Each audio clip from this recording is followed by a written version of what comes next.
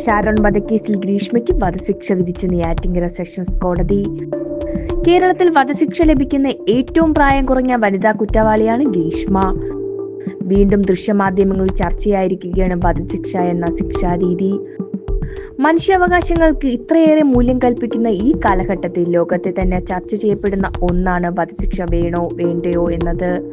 110-ലധികം രാജ്യങ്ങൾ തങ്ങളുടെ നിയമവ്യവസ്ഥയിൽ നിന്നും വധശിക്ഷ എന്ന ശിക്ഷാരീതി എടുത്തുമാറ്റിയപ്പോൾ ഇന്ത്യ അടക്കം 56 രാജ്യങ്ങളിൽ ഇന്നും ഏറ്റവും വലിയ ശിക്ഷാരീതി വധശിക്ഷ തന്നെയാണ്.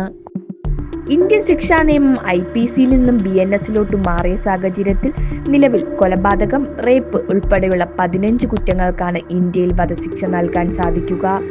ഇന്ത്യയിൽ അപൂർവങ്ങളിൽ അപൂർവമായ കേസുകൾക്ക് മാത്രമാണ് വധശിക്ഷ നൽകാൻ സാധിക്കുകയുള്ളൂ. 1980-ലെ Bachan Singh versus state of Punjab എന്ന കേസിലാണ് സുപ്രീം കോടതി ആദ്യമായി ഇത്തരമൊരു നിരീക്ഷണം നടത്തുന്നത്. ഇന്ത്യൻ ശിക്ഷാ നിയമപ്രകാരം സെഷൻസ് കോടതിക്ക് ഹൈക്കോടതിയുടെ അനുമതിയോടെ വധശിക്ഷ വിധിക്കാൻ സാധിക്കും. വധശിക്ഷ ലഭിച്ച പ്രതിക്ക് ഹൈക്കോടതിയിൽ അപ്പീൽ പോകാം. ഹൈക്കോടതിയും ശിക്ഷ ശരിവച്ചാൽ സുപ്രീം കോടതിയെ സമീപിക്കാം. സുപ്രീം കോടതിയും ശിക്ഷ ശരിവച്ചാൽ ആർട്ടിക്കിൾ 72 പ്രകാരം പ്രസിഡന്റിന് ദയാഹർജി നൽകാം. പ്രസിഡന്റും കൂടെ വധശിക്ഷ ശരിവച്ചാൽ മാത്രമേ ഒരാളെ തൂക്കിലേറ്റാൻ ഇന്ത്യയിൽ സാധിക്കുകയുള്ളൂ.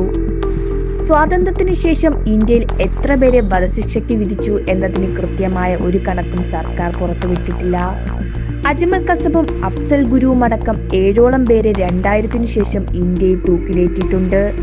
നിർഭയ കേസിലെ പ്രതികളാണ് 2020 മാർച്ച് 20-ന് അവസാനമായി ഇന്ത്യയിൽ തൂക്കിലേറ്റപ്പെട്ടത്. കേരളത്തിലെ അവസാന വധശിക്ഷ 1991-ൽ റിപ്പർ ചന്ദ്രന്റെ ആയിരുന്നു.